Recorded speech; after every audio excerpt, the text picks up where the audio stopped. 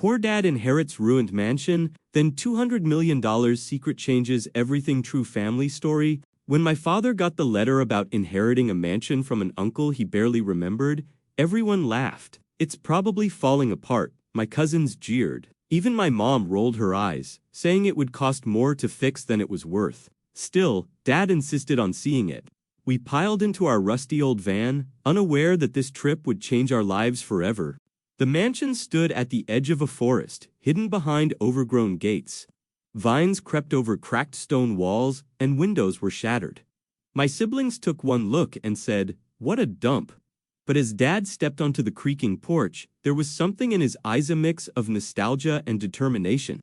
He wasn't about to let this place fade into dust. Inside, the air was thick with dust, and the floor groaned under our feet. Broken furniture lay scattered like ghosts of another era.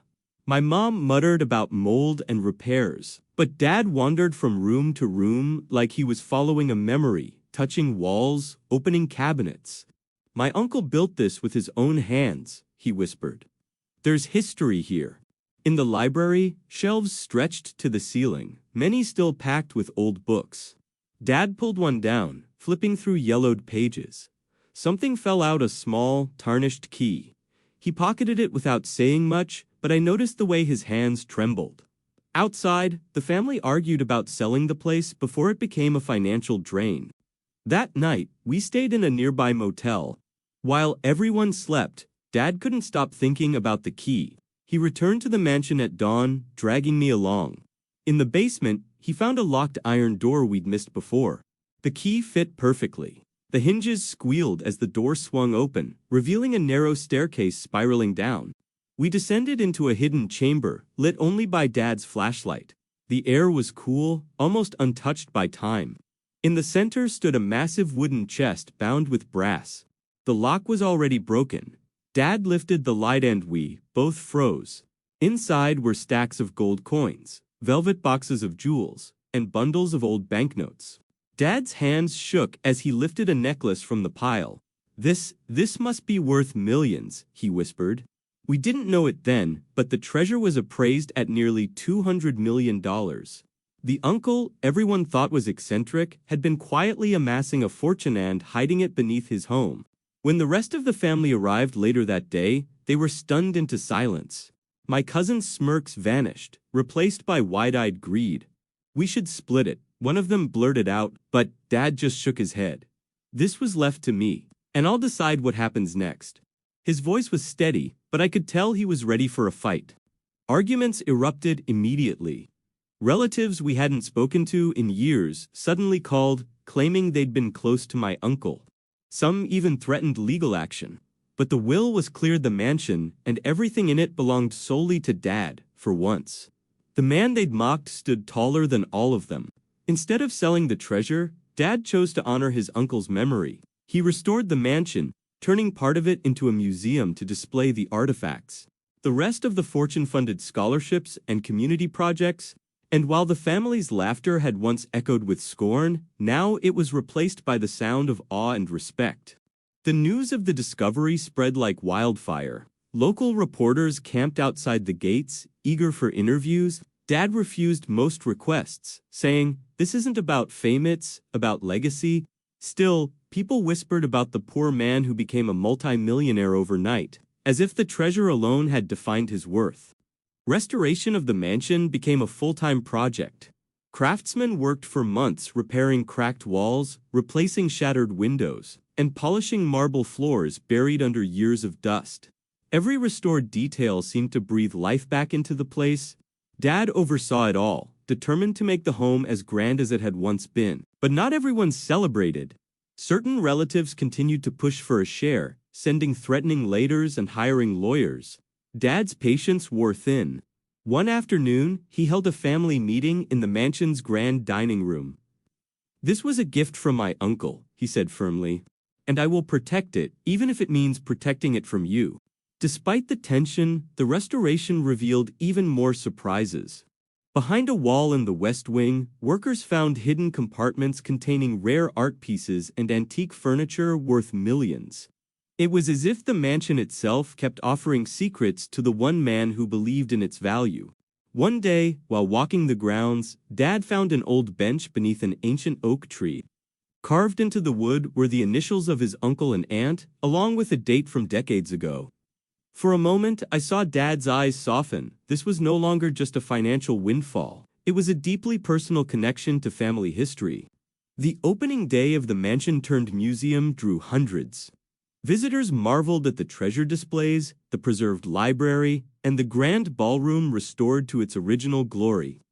Dad stood by the entrance, greeting each guest, proud yet humble. For once, the world saw him not as the poor man, but as a steward of history. The community response was overwhelming. People wrote letters thanking Dad for using his inheritance to give back instead of hoarding it. Schools organized field trips, and local businesses donated supplies for the museum. It was as if the town itself had adopted the mansion as a symbol of pride. But the transformation of the mansion wasn't just physical, it changed our family dynamics. My siblings, once skeptical, began helping with tours and events. Even Mom admitted she'd been wrong to dismiss the place so quickly. For the first time in years, we felt like a united family. One evening, as the sun set behind the mansion's towers, Dad and I sat on the restored balcony. "It's funny," he said quietly. "They all thought this place was a burden. But it was a blessing from the start. You just had to look past the dust." I realized then that the real treasure wasn't the gold, it was the pride and purpose the mansion had given him. By the end of the year, the mansion had become one of the region's top attractions. Tourists came from miles away, bringing business to local shops and restaurants. Dad's name became synonymous with resilience, vision, and generosity, and the laughter that had once mocked him. It had been replaced by applause. Winter came, and with it, the first snow over the restored grounds. The mansion looked like something out of a storybook, warm, lights spilling from tall windows, smoke curling from the chimneys. Dad hosted a winter festival for the community, complete with hot chocolate stands, music, and sleigh rides across the snowy lawn. It wasn't just his dream anymore, it belonged to everyone. During the festival, an elderly man approached Dad. He claimed to have been a close friend of my late uncle. "He always said you'd be the one to carry the torch," the man told him. "Said you had the heart, not just the name." Dad was quiet for a long time after that, holding back tears. Meanwhile, the greedy relatives made one last push. They spread rumors in town, claiming Dad had forged the will or stolen the treasure. But when an official investigation was opened, it only confirmed what we already knew: the will was valid. The inheritance legal, their scheme collapsed, and they vanished from our lives. Spring brought new plans. Dad decided to open a scholarship fund in his uncle's name, using a portion of the fortune's profits. "If this treasure can give young people the chance to follow their dreams," he said, "then it's worth far more than gold." Applications poured in from across the state. Restoration workers continued uncovering hidden wonders: a secret wine cellar, intricate stained glass panels wrapped in cloth, even a century-old journal belonging to my great-aunt. Each discovery felt like another piece of a puzzle coming together, telling the mansion's long-lost story.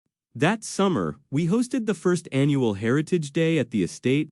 Guests explored the grounds, listened to historical lectures, and enjoyed period-themed dinners in the Grand Hall. The event sold out in hours, and the proceeds funded local historical preservation efforts. Dad's influence was now felt far beyond our family name. One evening, I found Dad standing alone in the library, the same room where he'd first found the small tarnished key. "You know," he said, smiling faintly, "when we first came here, I thought maybe the best I could do was keep the roof from caving in. I never imagined this." His voice held equal parts wonder and gratitude. I realized that the treasure had done more than restore a mansion, it had restored Dad's spirit. The man who once struggled to make ends meet now carried himself with quiet confidence. He wasn't defined by the money, but by what he chose to do with it. Tourists often asked if we still lived in the mansion.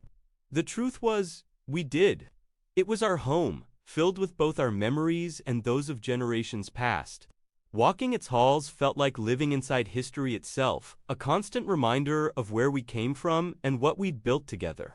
As the second anniversary of the discovery approached, Dad planned a special event to honor my uncle. Invitations went out to the townspeople, museum donors, And even some estranged relatives, though, whether they'd show up for sentiment rather than greed, was yet to be seen. The anniversary event arrived on a bright summer evening. Guests filled the ballroom, their laughter echoing off the newly restored ceilings. The chandeliers sparkled, and a live string quartet played softly in the corner. Dad stood at the center, wearing the same worn suit jacket he'd had for years. He never cared for flashy clothes, no matter his fortune. To everyone's surprise, two of our estranged relatives showed up. They approached Dad cautiously, perhaps expecting him to turn them away. Instead, he greeted them politely, but without warmth. The past couldn't be erased, but civility cost nothing. They mingled with the crowd, their eyes darting toward the displays of gold and jewels. During his speech, Dad spoke not of the treasure, but of legacy. "Wealth is fleeting," he said, "but what you build with it, that's what lasts." The audience applauded, some even wiping away tears. It was clear to all that this wasn't just about an inheritance. Anymore, it was about the man who had turned it into something far greater. After the speech, a local historian presented Dad with a framed photograph of my uncle, taken decades earlier in front of the same ballroom. In the picture, my uncle stood proud, as if already dreaming of the day his nephew would carry on his work. Dad's hands trembled as he accepted it. Later that night, as the crowd thinned, I overheard one of the relatives whispering to the other about one last try to claim part of the estate, but Dad had anticipated it. Legal protections were airtight, and every asset was now tied to the museum and scholarship fund. There was nothing left for them to take. With that final threat gone, the weight seemed to lift from Dad's shoulders. He walked through the empty ballroom after the last guest had left, running his hand along the polished wood railings. "It's finally safe," he murmured. I knew he meant more than the building, he meant our future. The years that followed were filled with milestones. The scholarship fund sent dozens of students to college. The museum became a beloved landmark, drawing tourists from across the country. And the mansion, once dismissed as a ruined burden, was now a source of pride for the entire town. One crisp autumn morning, I found Dad sitting on the oak bench under the tree in the garden. He was holding the old key that had started it all. "Funny," he said, "how something so small can unlock an entirely new life." We sat there in comfortable silence, the kind you only share when words aren't necessary. Not long after, the local government named the surrounding road after our family. It wasn't the wealth that earned us that honor, it was the transformation of the mansion into a place of community and history. For Dad, that recognition meant more than any dollar amount. Looking back, the $200 million discovery didn't just change our bank accounts, it changed who we were. It taught us that sometimes the greatest treasures aren't hidden in gold or jewels, but in the stories and legacies we protect. And Dad, once laughed at for inheriting a ruined mansion, had become the keeper of something far richer.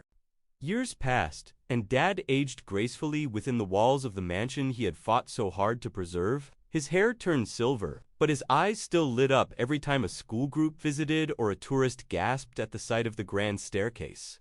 He wasn't just the owner of the estate, he was its storyteller, its guardian. One evening during a private tour, a young boy tugged at Dad's sleeve and asked, "Do you live in a castle?" Dad smiled warmly and said, "No, son, I live in a dream that someone else started, and I just kept it going." The boy's grin widened, and I realized Dad's words were as much for himself as for the child. In the 10th year of the museum, Dad announced plans to add an entire new wing dedicated to local history.